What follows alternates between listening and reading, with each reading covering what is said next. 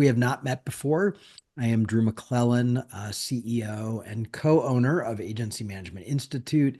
And with me today is AMI's research partner in crime, Susan Baier, who owns Audience Audit. So Susan and I embarked on hey, let's do a proprietary research project together focused on what agency owners and leaders need to know about 12 years ago. And this is our 12th study.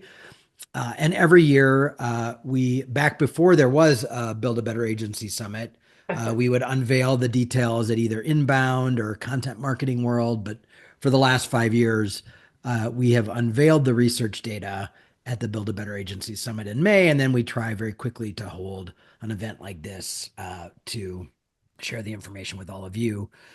So a couple things. Number one, we will be sharing the recording of this out through the newsletter and the Facebook group and other places.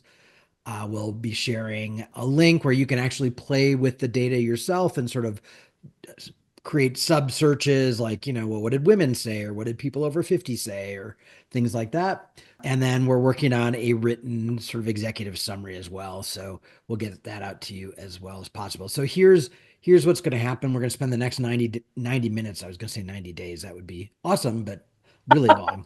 We're going to spend the next 90 minutes together walking you through the data. And please feel free to interrupt or ask questions. I'll be watching the chat. So while Susan is running you through the data, I'll be making some color commentary. We'll try and get through it, in about 60 minutes so that we have about 30 minutes to answer questions. But feel free to answer questions as we go. I may stop Susan along the way and ask them, particularly if it's around a data point or something like that. The good news about this study, first of all, every fall, Susan and I get together and we say, what is the focus area of our research this year? And no big surprise to any of you, probably. We decided AI needed to be the focus for 2025. So in broad scopes, you'll actually see all the questions we asked, but in broad scopes, what we asked was, how are you client using AI personally? How is your organization using AI? What are the rules around that internally? How is your agency currently using AI? And what do you wish your agency could or would do around AI to be helpful to you? So that's sort of the overarching what we wanted to know. And I will say one more thing, and then I'll hand it over to Susan. But every year, some of the years, we don't have a lot of good news to tell you. Sometimes the research is sort of hard to deliver all of the data because it's not as rosy as we want it to be. What's awesome about this research is there's lots of huge opportunities for agencies. Clients were very clear about what they wanted, where we're not actually meeting their needs right now, and what we can do in the future to keep their business or earn their business around this topic. So with that, Susan, I'm going to hand it to you and let you take it from there. Awesome. Thank you, Drew. So what you're seeing on the screen, besides Drew and I, you should be able to see the shared window. This is an interactive data visualization of the results. And we're going to be sharing this with everyone on our socials. So you will be able to go through this. And this is how you're going to explore the data. And it talks about what we found. Every question we asked in the survey is in this, and we're going to be walking through it today. This is done in AdMaple, which is a great platform that's going to let you explore this even if you don't know anything about research or statistics. So it makes it really easy. But we're going to use that to go through stuff. So we have too long don't read here, but as Drew said, really, really good news for agencies, huge opportunities. So let's just start with who is included in this study. So this is a statistically reliable quantitative research study. We have 401 decision makers in agency clients. As you will see, they're responsible for a whole range of things in their organizations, and they were specifically selected because they work with agencies like those in AMI, small to mid-size agencies. So we limited how big their budget could be and how big their revenue could be. So we know we're working with the kind of folks that we're encountering every day as agencies. So in terms of roles, obviously everybody has a marketing role in this. 91% of them are decision makers when it comes to activities, and 63% are decision makers when it comes to budgets. Let me take this up a little bit in case anybody has trouble seeing. For this study in particular, Drew and I also wanted people who have responsibility when it comes to legal or compliance matters, because that's such a big deal around AI. So 40% of these folks also have that responsibility, Drew. Which is not normal. Normally, we're just talking to people who hire agencies, but we wanted to broaden the scope this time because obviously with AI, one, as you'll see, a lot of the concerns clients have are around regulation, privacy, Mhm. legal compliance, all of that. So we wanted to make sure that they were in the mix. Yeah, for sure. So as you can see here, we've got really senior level job levels here. 25% are owners, and then everybody was at least a manager up.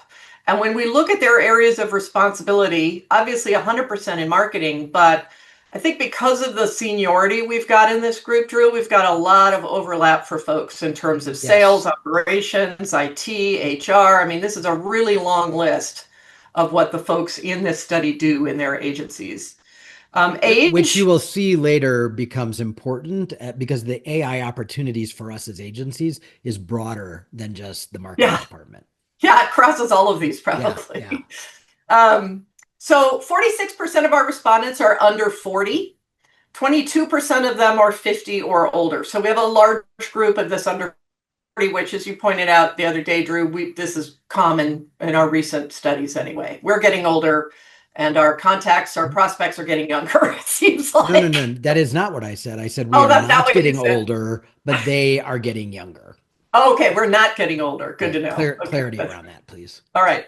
So let's take a look at the organizations in which they are working. So customers, we've got 87% of them who are selling B2C. We've also got 73% who are selling B2B. So there's a lot of overlap there. And then we've got some folks who are working with nonprofits or B Corps or government, et cetera. Projected revenue for our respondents topped out at 500 million. Above that, they were disqualified from participating. You can see we've got about 45% who are in this 10 million or under range.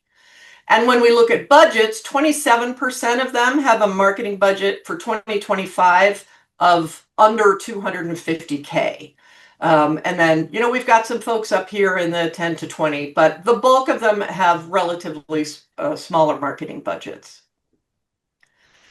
As we've seen in the last few years, Drew, most have in-house marketing teams. And in this group, Right. it's 81% that have an in-house team. Now, their teams aren't necessarily very big. We've got a nice bell curve here with the middle running about 6 to 10 people. But a sizable percentage of those only have, 3 to 5 or even 1 to 2. So teams are relatively small, but most of them have one. One of the things that, for those of you that are podcast listeners, the episode that came out this week is our annual Trends solo cast that Danielle and I do every summer. And one of the things we talked about is that in-house teams are not going away, Mhm. but the shift from us to in-house teams, that pendulum is now swinging back to us. So in-house teams are getting smaller and in-house teams are not taking a lot of business from us. So we've sort of the curt it's an if you've been in the business for a long time, you know that's a pendulum that swings back and forth all the time. And we're in an economic time now where all of a sudden in-house marketing feels like an expense to businesses. So they're shuttling more of their in-house team and they're starting to farm out more work that they used to keep in-house. So just an For sure. aside. Yeah. Yeah, and we're going to show you some interesting data later this morning about where AI use is falling among these respondents between agencies and in-house teams, Yeah. which is pretty interesting. Nearly half of these respondents, 46%, say their organization definitely has a niche. So that's, a little less than half. And we took their open-ended responses about what their niche is, and this is sort of how it lays out. So we got a broad range of where folks say their niche is, but one of the reasons we asked this is because we've seen a correlation in the past between organizations saying they have a niche and them wanting agencies that have a niche as well. So it's good. It's important to know that about half of these folks have a niche. Okay. Let's take a look at their agency relationships. So, not surprising if you've been watching the agency edge results for the last few years, Right. most folks have more than one agency. And in fact, in this study, 63% have 2 to 3. Some have more than 5. And the relationships that they have with their agencies cross a pretty broad spectrum. So the majority of respondents use agencies regularly for project execution and for strategic guidance. We also have almost half that are instrumental in their annual marketing planning. So there's a lot of folks in this study, Drew, that have very integrated relationships with their agencies, deep Right. relationships. Every year there's typically one group that we find is the one that everybody sort of covets. And Mhm. so we'll talk a little bit more as we get into the segmentation about that group. But the good news is, as always, many of us are very good at developing a depth of relationship with our clients that leads to long-term relationships. So that certainly bears itself out in this data as well. For sure. And we talked about in-house teams. I wanted to show you when we look at the number of marketing agencies pivoted by whether they have an in-house marketing team or not, and that's in the blue here, the folks that do, we see a difference, right? The bigger they get in terms of the number of agencies that they've got, the more likely they are to have in-house teams. 100% of the respondents here that have more than 5 agencies have an in-house team. We're only 68% of those who have just one agency have an in-house team. So more reliance on their agency as we get to fewer agencies, Drew. Yeah. Okay, let's talk about the mindsets. Do you want to kind of share what the mindset story brings to the picture, Drew? Yeah. So it's interesting. So as always, you know that the research that we do together is segmentation research. So, in layman's terms, as the non-researcher of the two of us, basically we ask a bunch of questions, and then how the respondents answer those questions create these groups, and then we give them a name that's memorable. But so we're not predetermining how these people are going to fall into categories. This is not based on demographics, and you'll see the we'll show you some demographics how those play out in the groups. But basically, these are based on the what these people believe and feel and how they make decisions. So Yeah. this is really super insightful information, and we have ended up with 3 to 4 different categories depending on the study. This year we have 3. And what we're going to show you is their mind, how they view AI, both for themselves, their organization, and agencies, how those vary. And you're going to recognize some of your existing clients in all 3 of these groups. And what we want you to be able to do is also recognize when you're talking to prospects which one of these groups fall into by being able to ask some simple questions so that you know how to talk to them better. Yeah, for sure. So they didn't self-select, oh, I'm an No, AI embracer. no, right. We didn't ask them that. We just said, That's right. how do you feel about all these things? All these things. And these are the groups that sort of naturally fell into place. Right. So as Drew said, we do have 3 segments this year. AI embracers are 31%, AI skeptics 41, that's the largest group, and AI opportunists, which are 28. And we're going to show you the statements that ended up defining each group of people. So the first group, AI embracers, as Drew said, like this is the audience that everybody here is going to love. They value their agencies, they trust them, they think they're worth the money. And for this group, even though they say they really understand marketing well, they also believe that marketing requires a lot of expertise that maybe it didn't used to. And the importance of being really differentiating for them is driving their interest in having agencies be their AI experts and guide them and lead them. So let's take a look at the relationships here in terms of, oops, hold on.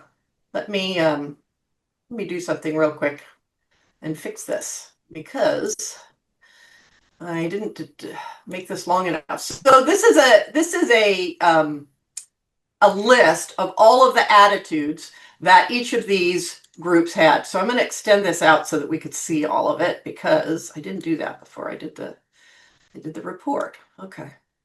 Hold on. Apologies. Thought I did this yesterday, but I didn't.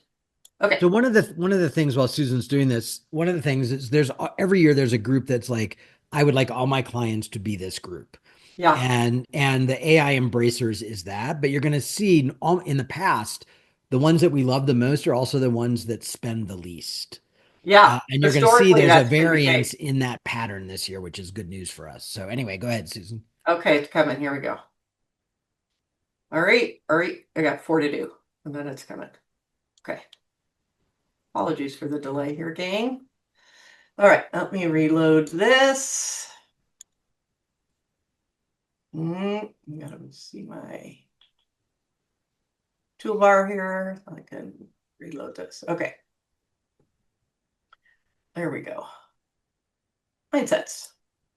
This is going to be better. Ah, there we go. Okay.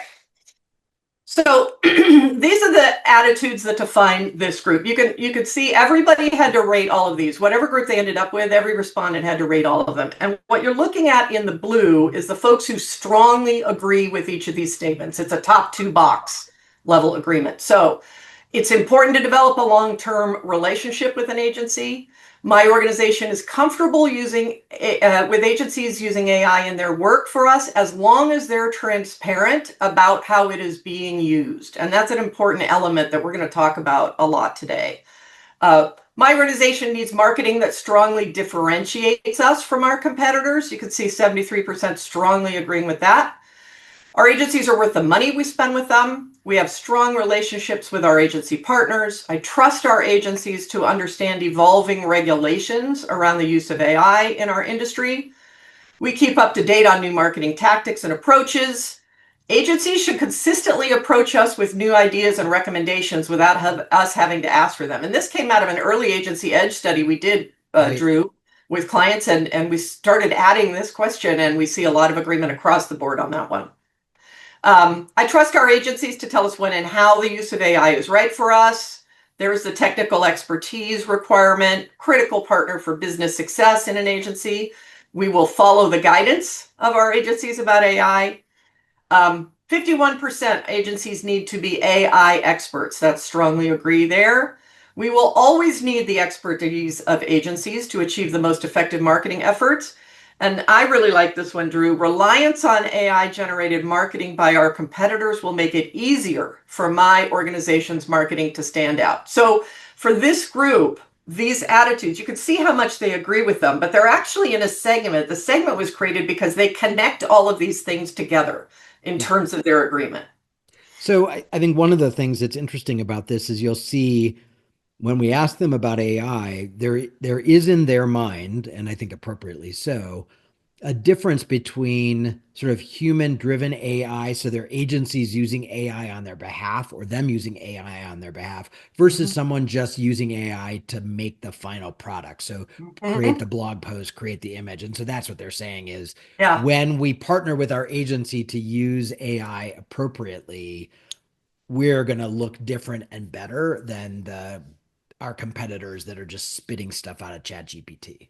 Yeah, these folks are really comfortable with AI and really excited about using it. And I think Yeah. this represents a pretty nuanced perception of where the opportunity is for folks Yep. in their minds. So, okay, let's talk about the AI skeptics.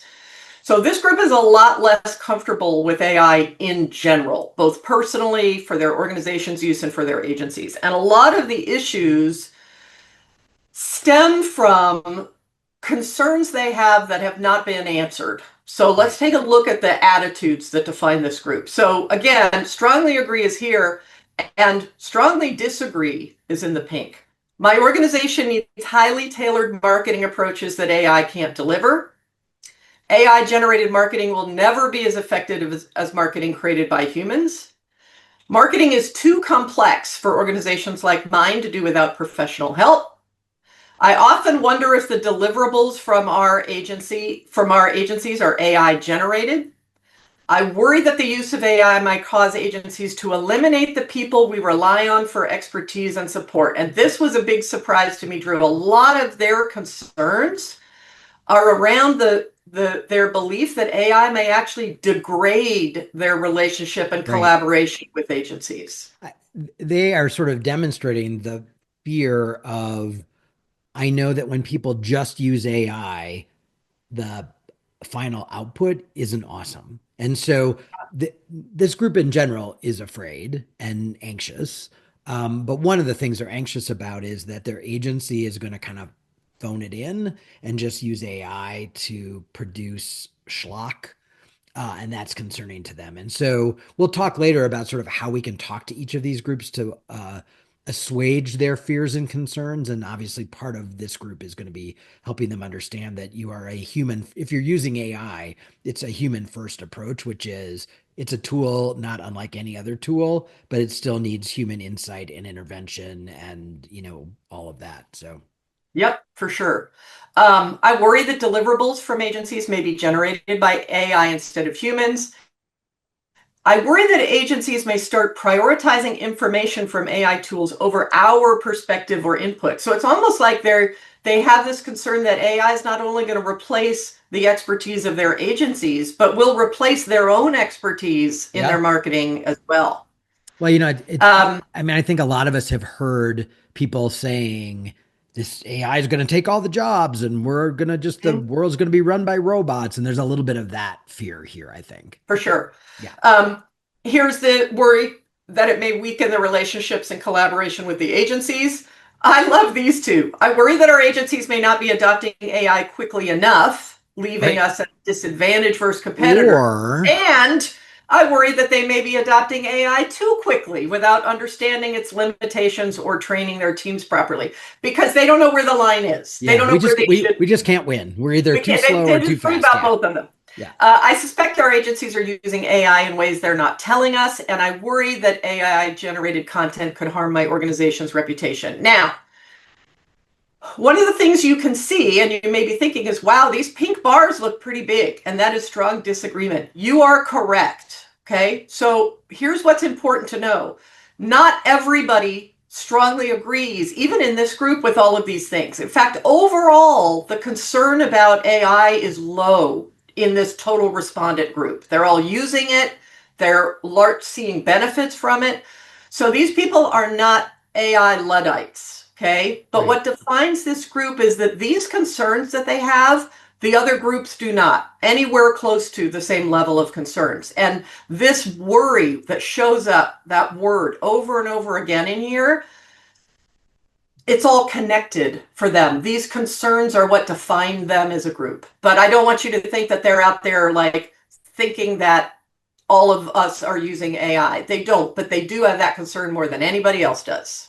I think there are a couple recurring themes that run through this, and Mm-hmm. one of them is in all of the groups, they don't feel well informed by their agencies about how, when, and why we're using AI. So one of the things all of you can take away from this is I don't care how much you think you're talking to it's a little like talking to your kids about sex, right? It's not a one-time conversation. It's and no matter how much you think you're talking to them or telling them, they need and want more. They want more reassurance. They want to understand the nuance of this because this is so new and because they're probably being asked a lot of questions about it inside their organization. They need a lot more clarity and transparency from us. Yeah, and in the absence of that, these concerns bubble up for Yeah. sure. Yeah. Okay, third group, AI opportunists. So again, these folks generally are working with agencies. They like their agencies. They think their agencies are going to stick around. However, this group, more than anyone else, sees opportunities for them to reduce the use of their agencies or potentially eliminate them completely with AI. And one of the other things going on for them is that opportunity is a cost saving one for them Hmm. in their eyes. So let's look at these attitudes. This is one where I think their assumptions about what AI can do are really leading them in a wrong direction. Look at the percentage in this group that strongly agree the beginner-friendly AI-supported tools can help companies achieve professional level marketing results on their own.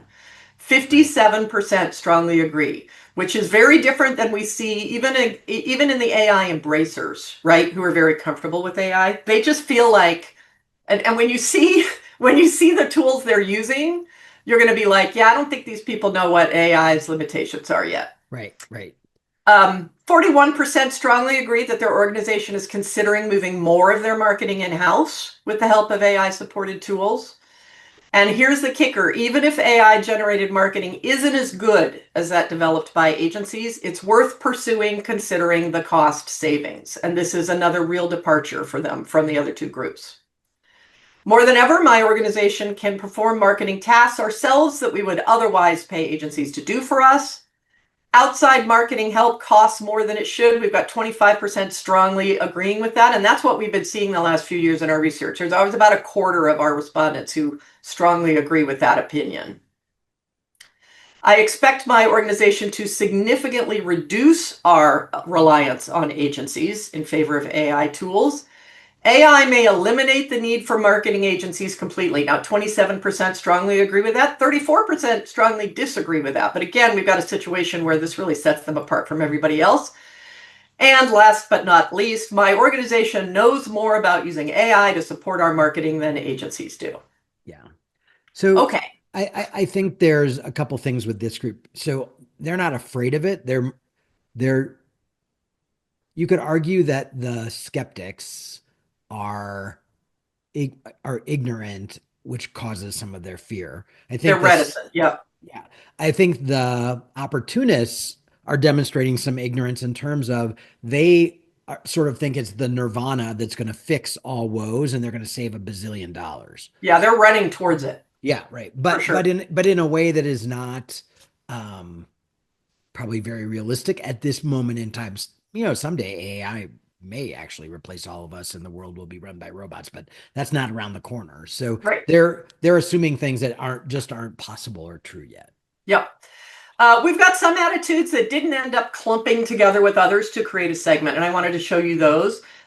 Look at this. 44% of respondents, this is everybody, strongly believes that humans will always deliver more creative work than AI supported tools, which I think, at least in our current day, is correct. Right. My organization has the expertise to do our own marketing, but not the time. We have the time to do our own marketing, but not the expertise. And our favorite, hiring a marketing agency is a necessary evil. Again, this is pretty consistent. We see about 25% who strongly agree with this in our studies over the last 4 or 5 years. Yeah. There are concerns that agencies are saving money by using AI, but not passing the savings on to us. There are concerns that agencies may be downplaying how much AI could do for their marketing, for clients' marketing efforts. And 56% strongly disagree that it's important to change agencies periodically, even if they're doing a good job. So this is actually a greater percentage strongly disagreeing than we've seen in the last few I was going to years, say that Drew. we've seen in the past. So that's good news. That means we are doing a good job of creating long-term relationships for sure. Yep. Yeah. Now we do see a lot of this, as Drew said, these segments are created by what's in their head. It's about how they feel. It's not about anything else. However, there are a few places, and only a few, where we statistically see differences in demographics or profiles based on segment. So Right. here is that revenue, right, level. And one of the things we see is that 44% of the folks in that more than $25 million of revenue in 2025 are AI embracers. That is a statistically larger number than we see in any of the other groups. So contrary, Drew, to what we have seen in the past, where the ones who love us most have the littlest purses, Right. this shows exactly the opposite of that. I also think that what's interesting about this is it suggests, and this is not the data. This is Drew's interpretation of the data, but it does suggest that the clients with bigger budgets may have a more sophisticated attitude about AI. They might be better informed, but they know that this is an opportunity for them to get a leg up when they partner with the right agency who also understands how to use AI. They are seeing it appropriately as a tool as opposed to something to pillage at like the opportunists or to be afraid of like the skeptics. They kind of have their head on straight about it. And I just think there's probably a sophistication level that is different. Yeah, I agree with that assessment. When we asked them about their marketing budgets, look, we see the same thing. Again, a statistically greater percentage of embracers in the over $500,000 marketing budget. So that is good news, I think, for all of us. Um, Probably not surprising, but something to be aware of. The more agencies that they have, the more likely they are to be embracers. Again, corresponding with those probably bigger budget numbers Yep. as well. And I think all of you who've been following this study for years have probably gotten over the idea that you're going to be the only agency. I think the bigger your is, the more if you're working with a local butcher, baker, candlestick maker, you might be the only one. But the reality is, even for mid-sized companies today, marketing has gotten so complicated and sophisticated and fragmented that Yeah. most clients want experts in certain categories of marketing Well, that's what I was going to around the team. say. It definitely correlates with the growth we've seen over the last 5 years in terms Yeah. of organizations wanting agencies with a niche or specialization. Oh, for sure. Yep, yep. Okay, this one is interesting too. Look at the age ranges. So here's under 40, here's in your 40s, here's 50 and older, and look at the skeptics. When you are 50 or older and as a decision maker in one of these organizations, there's a 53% chance that you are a skeptic. So that's good for us to know as we talk with prospects and decision makers and our clients, etc. Now, on all of these, you guys can see all segments represented in all of these. So you Yep. can't just look at an organization on paper and say, ooh, they're going to be an embracer. But there are some hints based on some of the stuff where we really see statistically reliable differences between the groups. So we've got recommendations throughout this report for you. And down below, I show you for each segment how they responded on every attitude. So you can go look and see the differences between the attitudes for the embracers or whatever by how each of the segments rated those things. So that's some rooting around you data nerds can do when you want. So let's talk about how they're using AI. I was surprised, to be honest, at how comfortable this group is with AI and how often they're using it. This is not folks who are way at the end of the train. This group has largely embraced AI, although skeptics are a little lagging in terms of their comfort level. So Right. 47% of these decision makers say their personal comfort using AI tools is complete. 40, almost half, completely comfortable using AI tools. And most of the rest of them say they're very comfortable.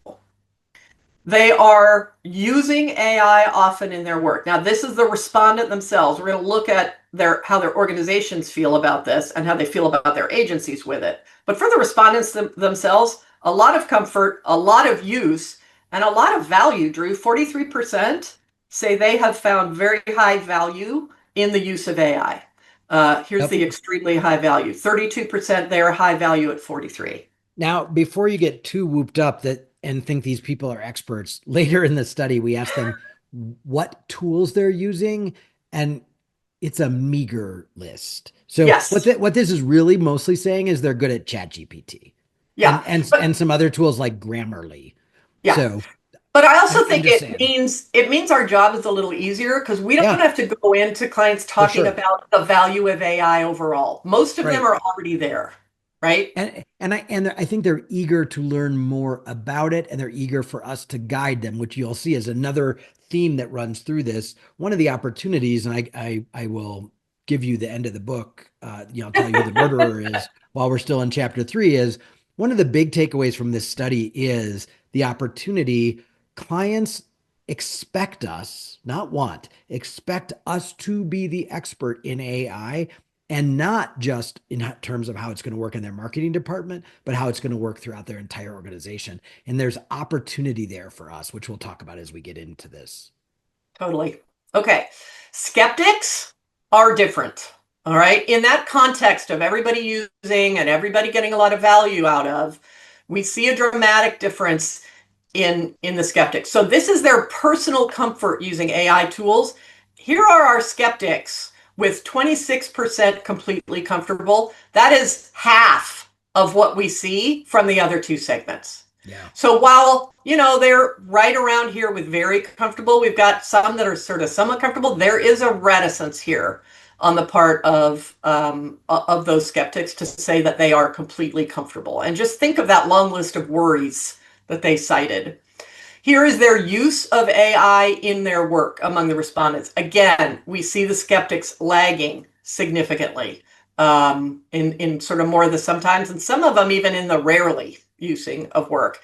And then in terms of value, look at the gap. Three times more of the embracers and the opportunists say they get an extremely high value out of AI when they're using it versus the skeptics. Right. So that's an important thing to remember as well. If you're talking to a skeptic, everything isn't quite as happy, happy, joy, joy, despite the fact that a lot of them are using AI often. Okay, let's switch to how their organizations are using it. And it's Right. a So real so keep in mind that that was how they personally inside of work use it. Yep, exactly. This is how they say their organizations are dealing with AI. Comfort looks very similar to the respondents personally. And again, we have a fair number of really senior people in this. So they may be directing how their organization feels about AI. Hmm. But, we've got about a third extremely comfortable and most certainly saying their organizations are very comfortable. But look at the skeptics. 7% of the skeptics say their organizations are extremely comfortable with the use of AI in work. That is a big gap. Those worries are Right. overwhelming them. For what it's worth, though, those who are not completely comfortable overwhelmingly say they are making efforts to improve that comfort level. Nobody in this group thinks that AI is going away or is not relevant to their organization. So the ones that are struggling are really trying to learn better and get more comfort. I think one of the takeaways from this study is that no one believes this is optional. No one believes this is not going to be work changing and life changing, much like the computer was back in the day. We didn't Right? see any of that. So they're nervous about it. They may or may not feel proficient in it, but they know they have to get better at it, and they are actively looking for a Sherpa or a guide to help them with this. You Again, the bet. opportunity for us. Right. To what extent is their organization using AI tools? So, a lot. Look at extensively and a great degree. Here's the percentages when you look at it overall. So, there's a lot of AI tool usage. We do see, again, skeptics lagging behind everybody else. But there's a fair amount of we use tools a lot. We're going to look at the Right. tools in a minute. Um, and most organizations are sanctioning the use of AI for various uses, but most of them are imposing some kind of restrictions on them. So 51% say their organizations sanction the use of AI tools by employees, but with restrictions. So that might mean you're limited to certain tools or certain use cases, or it might be limited to certain individuals. Only 30% say there's no restrictions on that at all. And when you look at the tools that they have approved and paid for, have a subscription Yeah. for most folks, 50% say it's any tools they want to explore with prior approval and or some restrictions. 38% limited to specifically the approved list of AI tools only. Only 11% say anything you want to go explore, that's fine. Have at it. Right. Have at it. And this is the usage. So when they said, yeah, we have some restrictions or we have some stuff that's sanctioned, this is what they're using sanctioned tools for. Okay, these are the sanctioned uses they allow. So probably like what a lot of us have been doing with AI, researching topics and categories, analyzing, visualizing, or exploring research or other data, summarizing meetings, outlining reports, drafting written content for external use and internal use. There's a lot of that. Right. That's almost half. Right. And generating reports for clients. So, not that crazy. Again, here's our skeptics, though. Less likely to be using any of that. And often AI embracers are leading on some of this stuff. Which makes sense, right? They have the healthiest attitude about it. They're not super Right, afraid of it. They're not, the evil villain trying to take advantage of it. They just see it as a tool that they want to add to their tool belt. right. So we asked them what tools they're using and Right. who gets to use them. So 45% say all employees are encouraged to use AI tools for work and explore tools. 43% say only some employees. So there are a lot of organizations out there, Drew, that have really limited this to certain people in the organization, which can, as we all know, create some challenges, right? Well, and I think this is again some opportunity because we all know, I hope, that in every organization there is a place for AI regardless of the job. You just have to know the right tool and the right use case. And so this is another opportunity for us to sort of broaden their expanse. But again, look at the tool. So when they say they're deeply embedded in AI, look at the tools they're talking about. ChatGPT, Gemini, which of course you would expect, and then Grammarly and Canva are the next. So these this is not a sophisticated user yet, right? Right. And so again, the opportunity for us to be the subject matter leader is huge. Yeah, I mean, and look, it just drops off a cliff after Canva. Right, It right. just drops dramatically. Um, Also, a lot of folks admit that employees are using unsanctioned AI tools. So Yep. they got people running rogue out in the Wild West because they're seeing opportunities, and the organization maybe hasn't caught up with knowing what's okay for them to use and what isn't. Or maybe a budget issue, Drew. A lot of people are really piling up big budgets to get subscriptions to a lot of stuff just to try it. Well, I do think that for a lot of people, they're in the experimental stage. And so you're right. Mhm. They probably have like a handful of people who have a lot of subscriptions and they're not really. One of the things that this list tells me is they really haven't adopted an embedded use for a lot of the tools inside their organization yet, other than ChatGPT and tools they've been using for years. They're just sort of AI enabled, which is Grammarly and Yeah. Canva. And when we asked folks about sort of the conditions under which they sanction things and stuff like that and why they don't sanction everything, we asked sort of about their rules and stuff like that. And a lot of folks said something along the lines of, we don't actually know what we're going to do yet. So we haven't set up rules and guidelines and all that kind of Right, stuff. Or we're not sure if we're going to need it. right, So a couple of those things. From a training standpoint, only 32% are providing AI training for all employees. 53% are only providing it for a few. And when I think about some of the stuff that we've learned, we're on the AI path too, and certainly not an expert, but putting it in the hands of people who have a specific expertise and letting them mess around has revealed opportunities for use that the rest of us would not have even thought about because that's not our jam. That's not what we do. So yeah. I think there's opportunities being missed on a whole bunch of fronts with training.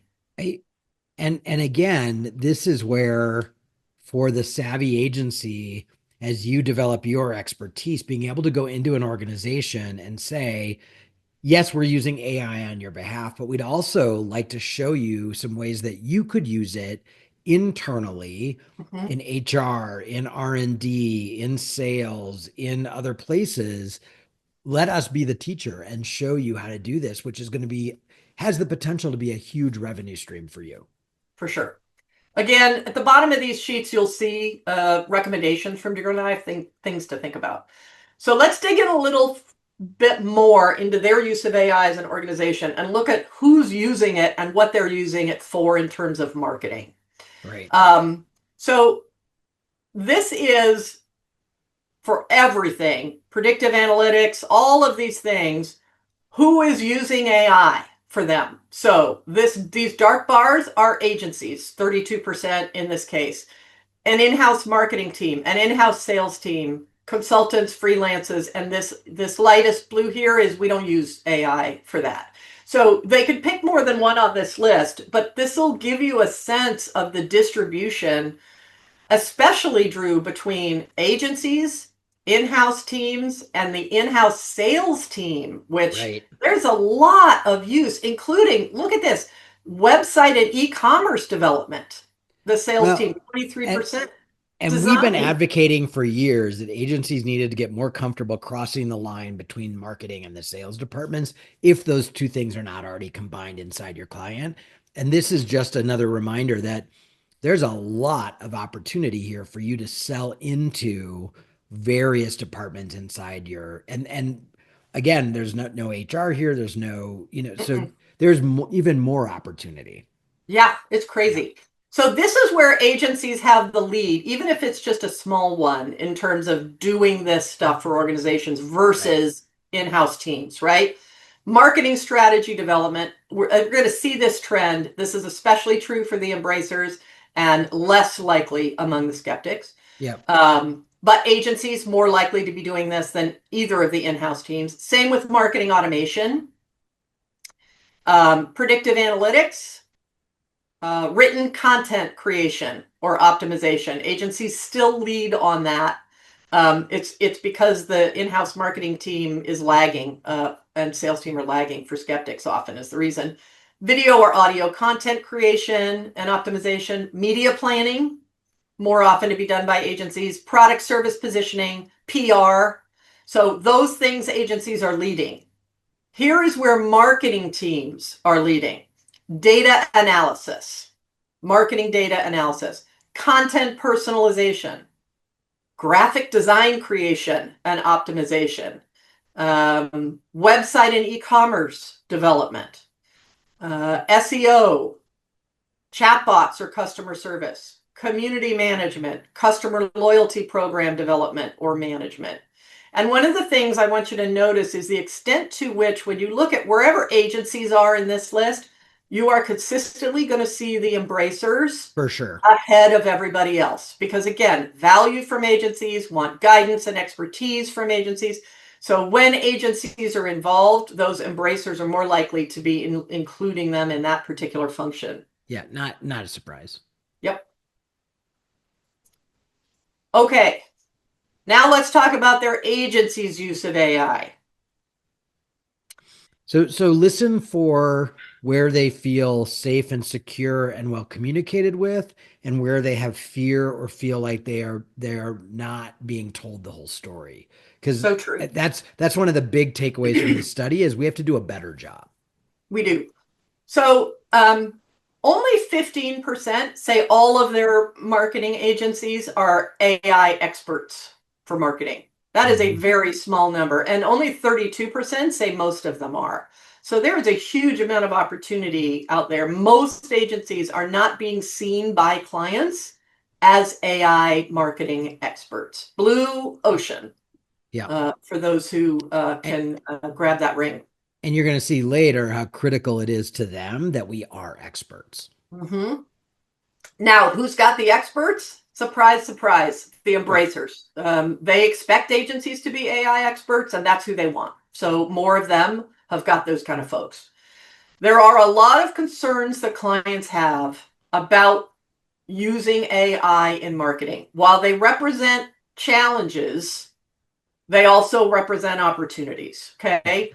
So going down the list, and what I want you to think about is as we go down this, how many of these could be addressed with better communication?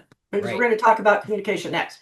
Ensuring AI remains a helpful tool for employees and not a distraction. That's half of people have a serious concern or challenge with that. The need for training and upskilling, ensuring AI initiatives align with business objectives and don't become disconnected experiments, lack of internal knowledge to use AI effectively, navigating evolving regulations such as data privacy and security, identifying even where it can provide the most value for us. Where are we spinning our wheels and we're not going to get a lot of juice out of the squeeze? Risk of non-compliance, ensuring decisions are transparent and explainable to their customers and stakeholders, integrating multiple systems, somebody else like a competitor getting a hold of proprietary data from our use of AI. Only 29% say nothing on this list is a serious concern for them. Cost of switching, whether it'll deliver tangible benefits or just add costs with no ROI. Resistance to change from employees who are worried that they're going to get fired in Yeah. favor of AI. So much of this can be solved with Yep. better and more communication. Yep. Lack of proven examples of AI Right. implementation in companies like ours. Perpetuating bias, disruption to operations. So a long list of things, but I think probably 80% of these, it's really just something we can help them understand better, Yep. and that fear is going to go away. Not surprising, skeptics have more of these concerns, right? Across down the list, you will see skeptics having those problems. So I think this speaks to a communication issue we're going to talk about in a little bit. So when you look at this data, we're gonna give you a link to look at this data. What you're gonna see, hopefully, what you're seeing is Susan and I have gone in and added commentary. We don't have time to, in only 90 minutes, to talk about all the things we think this means and all the ways you can take advantage of it. So we've tried in this document to sort of outline a lot of our recommendations, things to think about, how this might impact your business. So you'll see, Susan says, Drew said, a lot of that throughout this. And you'll also see all of that in the written document once we get that done. So we Yep. just came out of the Plus field these in lists time. down here. Yep. Yep. Yep. So hopefully lots of good stuff to give you guys some stuff to chew on. Yeah. Right. So this was the big takeaway for me from this study, Drew. Overwhelmingly, clients expect us to do better work, better Right. strategy, far more than they expect AI to make us cut our fees.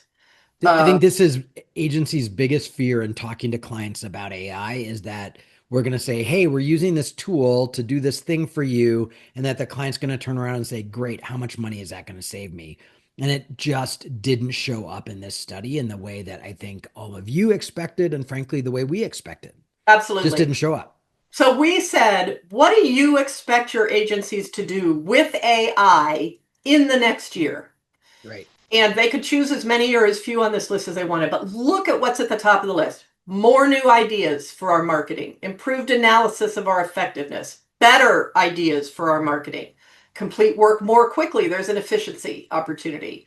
Improve the quality of strategy, develop more effective marketing strategies, increase the effectiveness of our initiatives, better optimize our spending, not reduce our spending, optimize our spending, higher quality work, collaborate more effectively with us. 40% say that's what they want from their agencies in the next year. Teach us how to use AI effectively, also 40%. Increase the creativity of deliverables, reduce errors, increase the number of AI experts in the agency, increase originality of deliverables, differentiate my organization. Here we get finally to reduce fees at 30%. Look how far that is down the list, right? That's almost half of the people who are voting for these things up at the top. So it's not that it doesn't exist, but it is a much lower priority in the next year Yeah. for our clients. And things that are really not what they're looking for, reducing the number of experienced agencies, Because creative. remember, that was one of their fears. They don't want, other than the opportunists, they don't want to lose their agency partners, thinkers, people who know their business. They don't want to lose that because we're using AI. They want the best of both worlds. Even administrative staff. Right. Yes, and experience strategies. Like that is not on their list for what they want.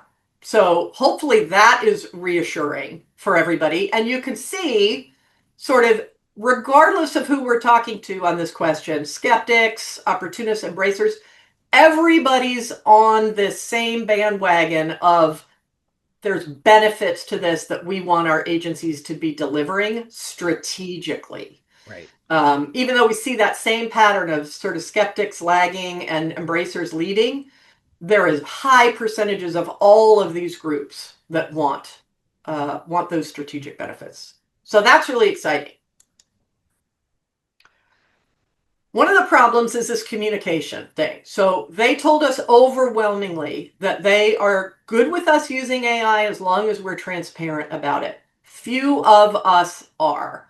So And again, that could be perception versus reality. You may think you are being completely transparent, but to them, they don't feel it. And so right. again, perception versus reality, that's the world we all live in. If they think we're not being fully transparent, then it means we need to do a better job. Yep. So this is what they want, right? We asked about how we're using AI, why we're using AI, and when we're using AI. Hmm. 49% of respondents ranked how we're using AI as number one. And I think that's indicative, Drew, of sort of where a lot of us are right now is what can I use this tool for? And what tool is there to help me do this thing? We're sort of Right. in this practical, like, what is even out there that could help me? Well, So and lots I of think even in a lot of cases they don't know what it could do. they Like don't. I think they need help thinking about, have you ever thought about that you could use AI to make your billing more efficient or more accurate? They don't even know how to ask the questions. No, it's true. And if you follow Trust Insights and Christopher Penn, one of my favorite things about what he's doing these days is talking about that question. Like, Yeah. we need to get past thinking about how AI can help us do this thing and start thinking about how AI can help us do things we can't even really imagine right now. But how is their priority? Here's the problem. Only 52% of them say that their agency has fully discussed, sorry, 45% for how their agency has fully discussed this with them. And how is at the bottom of the list? 52% say their agencies have fully discussed why they're using it, 48% when they're using it. And the thing that's most important to clients, how they're using it, fewer than half of agencies or fewer than half of clients say their agencies have had this robust, full discussion with them. So Right. it's not that hard for us to differentiate from everybody else they're working with. Just in this, Drew, just in being transparent and talking about these elements. Well, and the opportunity to talk, to be more candid and transparent. A, you demonstrate your expertise. B, you allay their fears. C, you uncover new opportunities. And D, you fend off somebody else who is having better conversations. Totally. Yeah, and positioning themselves as that expert. Yeah, Now, Adrian just said, sell them better communication, new offer, your AI Edge 90-minute executive summary session and multiple upskilling workshops. Absolutely. It is yeah, you flipped to absolutely the one of the last page of the opportunities. report, Adrian. Yeah, Yes, yeah. absolutely. Now, clients aren't any better at having these No, conversations, right. bringing it up than we are, right? So, have you talked with your agencies about how your organization feels about AI or rules or processes? Only 45% say they have fully done that. Embracers, most likely, because they're the ones who are just at the front of this train, right? But good grief, there's a huge gap in terms of them communicating with us and us communicating with them. And it's really on us, I think, to initiate these conversations. Yeah, And you can bemoan the fact that they're not talking, but just like in any conversation, you can wait for somebody else to initiate the conversation, or you can be the one that takes the lead and initiate the conversation because it's better for both of you to have it. well, they want us to lead. It's a great Right. opportunity just to Yep. start do this tomorrow or this Yep. afternoon. Just say, hey, let's get together and have a talk about AI. Right. All right. So let's look at some let's look at some sort of 30,000-foot stuff, Drew, because when we presented this at the Build a Better Agency conference on member day and then on the general public day, I think both of us experienced the same thing. Right. We are a lot, we are colleagues. There's a lot of uncertainty out there right now, and a lot of agencies are struggling with pipeline and clients being slow to sign or slow to start or slow to pay. And it sometimes feels like we can't do anything about it Yeah. that we're not Right. already doing. It feels kind of hopeless. To a lot of our audience members, and certainly to me, and I think you, this this study shows us that there is something we actually can do that will have a huge impact Yeah, on. right. This is, and it's not only something we can do and have control over, but it is something that we can deepen our relationships with clients and make more money just in doing what we're doing. We just have to do it more openly and transparently and look for ways to extend the offer, as Adrian said in the chat, of, oh, wait, you mean we could do in-house training for them? Yes, we could. Yes, There's we just can. so much opportunity here. Yep, Yeah. absolutely. Um, here are some ideas that Drew and I put together, and for each of them, you're going to see what we think are the benefits for specific segments as well as for your agency. I mean, one of the Right. exciting things is to think about how getting on this path to benefit your clients and your prospects is going to build your acumen and expertise in your agency and basically make your team members experts, which clients are going to love. Absolutely, clients are going to Yeah. love. So I think that's really exciting. Um, and Agreed. and a huge opportunity. There's some methodology in the back here. You can see how we did the study, and certainly we want to call out Full Circle Research, which is our panel provider on this. That helps us get these respondents. Add Maple that helps us with the visualization. There's some contacts down here depending on sort of what questions you have about who to reach out to. But I think it's a good time, Drew, to just sort of open it up, and you guys can unmic yourselves, and we would love to hear thoughts you have, questions you have, and if you don't have any, we're happy to chat about these ideas Yeah. and maybe go through some of those if nobody has questions. So let's talk p-values. Okay, Adrian, the great thing about this report is you're going to be able to go in and see p-values. And for those of you who don't know what a p-value is, it's going to explain it to you. So yay for that. I think we all want to know more about I'm p-values. sure I'm sure Yeah. you do, Drew. That Yeah. sounds like something you and I could really sit down with and you'd enjoy a lot. Be it over a Yeah, scotch for sure. you All got right. it. So react to that for us. What questions do you have? What thoughts do you have? What surprised you? What are you You know, thinking?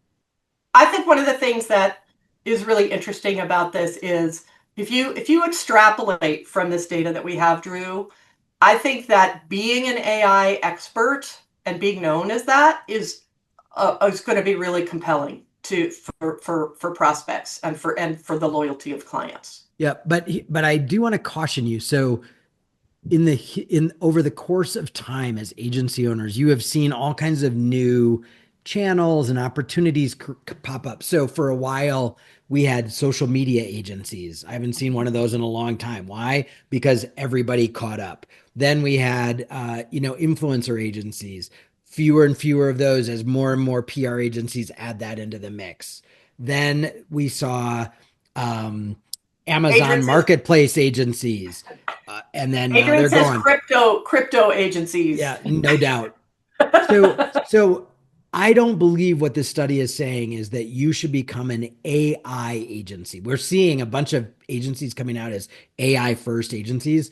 Understand that using AI is good.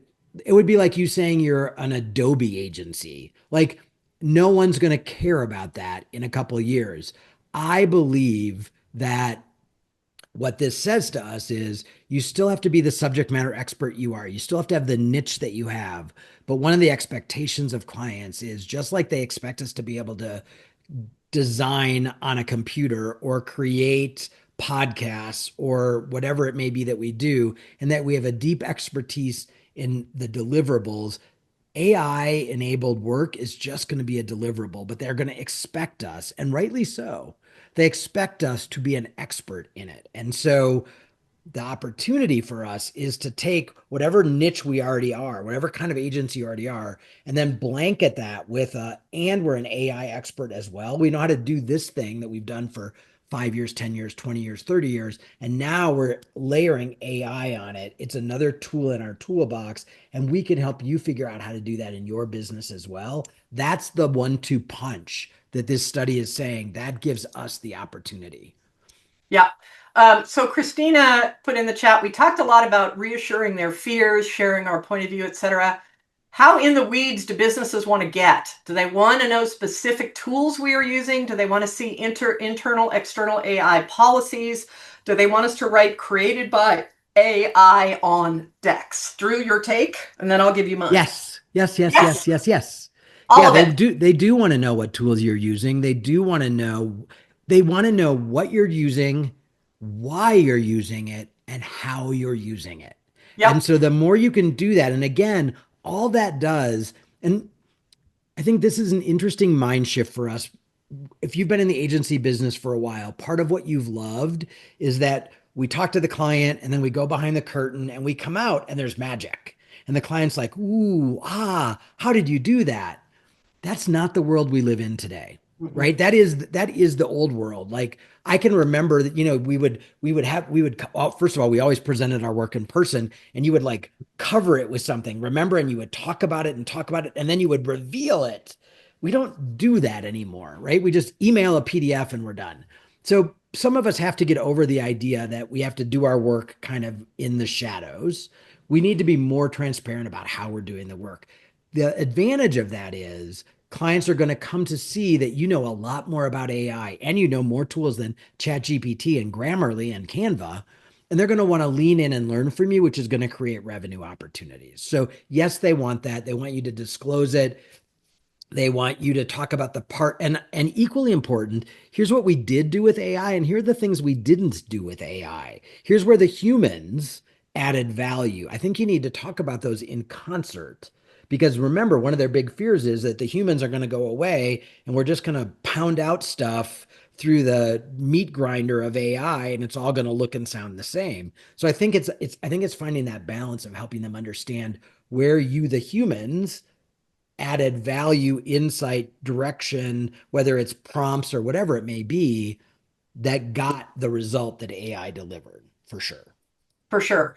I do a lot of work in trust, and Drew does as well, and we talk about this a lot. And you know, we live in a world of distrust right now, Right. and I think that this is an opportunity. I would default it, and it may vary by client. You're more comfortable clients, you're less worried clients, you're more experienced or sophisticated clients may say, I don't need to know every time you use ChatGPT, I trust you, or whatever. But I think we need to default to over communicating this because it builds trust. And the real opportunity, I believe, in this is to develop, and it's one of our recommendations actually, is start doing thought leadership for your agency around AI in marketing, because it's not only going to build trust with your clients, you can build trust with prospects. And we know that in B2B, they're 70% of the way through their decision making process At before we even least. know they're there, Right. right?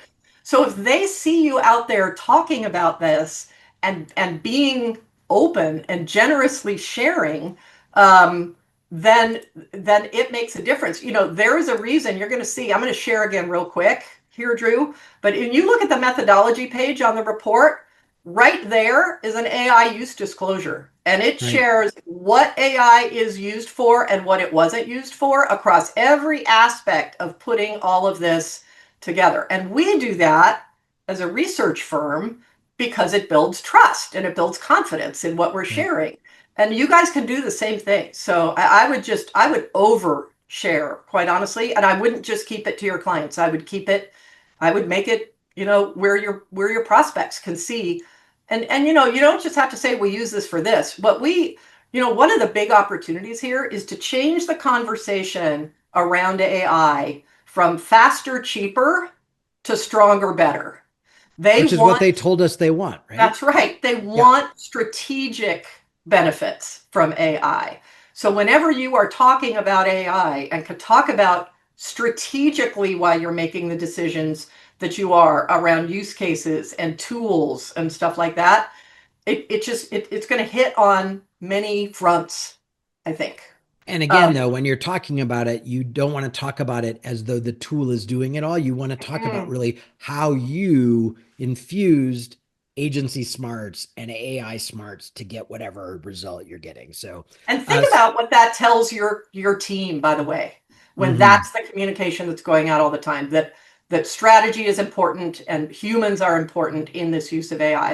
I think that's really positive. Well, I think that begins to sort of winnow down the internal concerns that many of you have hearing in your own organizations where people are anxious about AI taking their job as well. So, Yep. another question in the chat was didn't hear a lot about privacy concerns, which surprised me. Are we putting their information and financials into certain tools? We did see some of that, and I know it was in there. We probably just ran by it. Absolutely, there are privacy concerns. So, again, part of how you demonstrate your expertise is by showing your clients how you are protecting them when you're using AI and protecting their data, for sure. Yep. Yep. That's an important consideration for them. Yep. 29% said proprietary data from our use of AI becoming available for our competitors is a serious concern.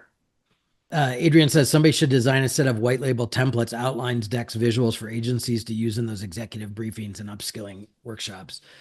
It's interesting. We are starting to see cropping up companies. I just interviewed somebody for the podcast this week, and that's what his company does is they help organizations learn how to think about AI differently and um, how you can step into that with your client. So I do think we're going to start seeing some of that, but all of you should be doing that too, right? Yeah, there's been some really great conversation in the Build a Better Agency podcast Facebook group Yeah.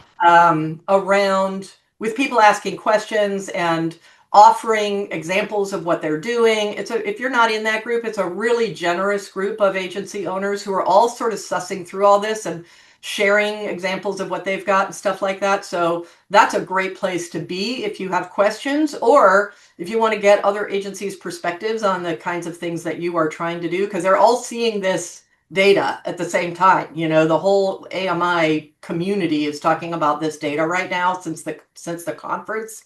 So that's a great place to go look for some stuff like that. Yeah. Christina also said, do we know? Oh, sorry. Kathy said, what kind of legal IP communication do you recommend? So whenever anybody says legal and IP, the very next words coming out of my mouth, for those of you that are Sharon familiar with Torek. AMI, is Sharon Torek, right? That's So right. Sharon has actually built out templated kits that are really cost effective for you to make sure that you have an internal documents. So, like with your team, here's our rules about AI. Sharon Torek is, hang on, I got to spell it. I have to type it. I can't, Toerek. Oh, you got to type it out. You can put it in the chat. yeah, I just did. I just can never spell it like without visualizing it. That E always jacks me up. She's built out some really great templates. So for those of you that are familiar with her, she's an IP attorney that specializes in working with small to mid-sized agencies, and she's brilliant. But she has built out templates so that you have internal, like inside your employee handbook documents about your AI policies. You have contract language to put it in, and then you have like a manifesto or a document that you would share with clients talking about your attitude and beliefs and practices around AI. So that would be the way I would solve that problem. um, AI certifications for marketers, proof points to put on the website or share with clients, Drew. How do you feel about certifications? Yeah. So right now, I don't think anybody knows what a good certification is. So that can mean one of two things. One, any certification looks good to the ignorant, or two, they're not going to give a lot of value to it because they don't recognize the value. I will say, if you're not familiar with Marketing AI Institute that Paul Reitzer created several years ago, they have some really fantastic training and Mhm. certification specifically for agencies that I would highly recommend. Yeah. And And I think if you're an if you're an AMI member, we have a discount code that you can use those for all that stuff. programs. Yeah. And I also think just going to those kinds of like Maycon, going to that conference and putting that in your content and on your site that you attend that conference every year is another badge, so to speak, that you Right. are really invested in knowing what's going on and then being able to turn around and report that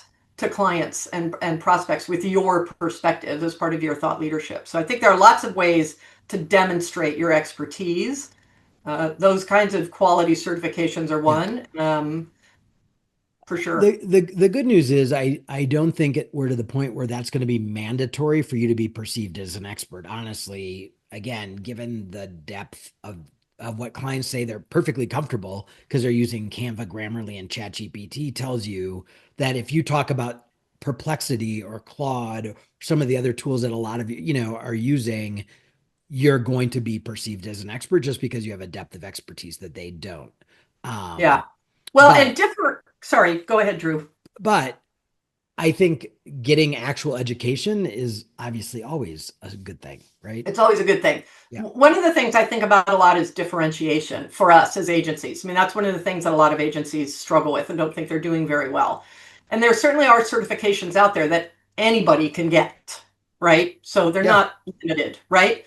But what not everybody can get is a reputation among other experts that your clients and prospects trust as being an expert in using AI in marketing. That Yeah. is something that is truly unique. So if you've got other folks having you on their podcast to talk about how AI can be used ethically in video or design development, or whatever, having Drew say, yeah, this is an agency that's doing a really good job with this, or whatever, that those things make a big difference, which is Yeah. where the thought leadership piece comes in, and that's much harder to duplicate. Right. And Martin made a comment in chat, which I agree with. One of the ways you show your expertise or show your certification, if you will, is through examples of the work and the interpretation or explanation of how you've used it in case studies and other things like that. So use cases are going to become critically important moving forward. And all of you are typically, there might be some noted exceptions there, but all of you are terrible at doing case studies and use case. Mhm. Like, it's the cobbler's children excuse. Mhm. But I think this is going to be a place where the more you can demonstrate your work, right, the more you're going to Martin's point, earn the credibility because you're actually showing, look, we've already done it. We've done it 20, Yeah, 100 times, right? And here's how it, and right. here's why we did it. Here's how we did it. And here were the results of when we did it. Yeah, and one of our recommendations is to consider having sort of a track of your thought leadership that's specifically around AI use. Yeah. So it's not just you're not just talking about working in healthcare or something like that. You're talking about being a specialist in the use of AI in marketing on a parallel path, which I think there's just a big opportunity for. One of the recommendations that we have in the deck that you're going to get is, thinking about building out tech stacks for different departments inside your client's organization. So, what kind of AI would the sales team need? What kind of AI would be helpful for the HR, and what would they do with it, right? And then you could train, if you wanted to, you could just sell them the tech stack, but you could also train into those departments how to set it up and how to use it. So again, unlike sometimes, this study is very optimistic and has lots of opportunity, Mhm. which feels Mhm. good for a change. A lot of times we're giving you bad news, and it's nice to give you good news on occasion. Yep.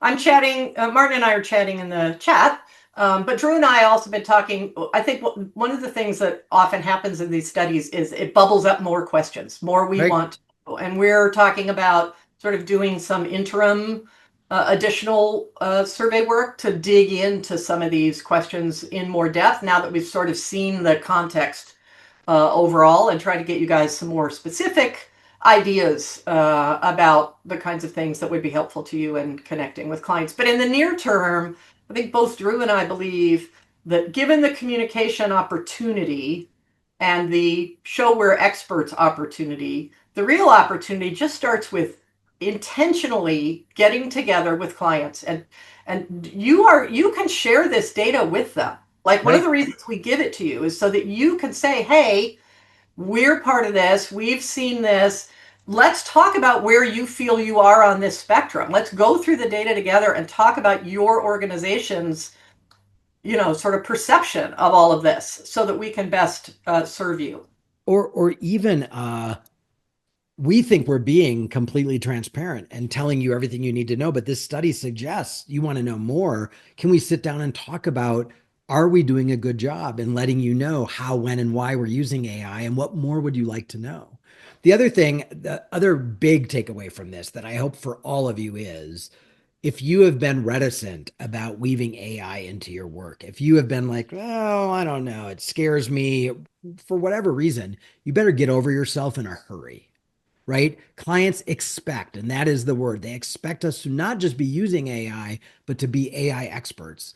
And if you fall behind, it's going to be really hard to catch up. So if you have not invested a serious amount of time and effort into figuring out how you can leverage AI for your own organization and for your clients, you need to get on it. Yeah, we're You just definitely can't in shy a away from it. We're definitely in a blue ocean moment right now Right, because the data shows that most of them are not getting what they want right. from all of their agencies. So people are going to figure it out sooner or later, like they did with social media, to your point, Drew. Yeah, So we've got a little chance to get ahead of the power curve here. Um, and it can start with something simple, just conversations. That's a right. good way to just get rolling right away. Right. For those of you that are looking for Sharon's AI kit, Adrian just put it in the chat, a link to it. Thank you for doing that. And Martin makes a great point. Clients fear missing out.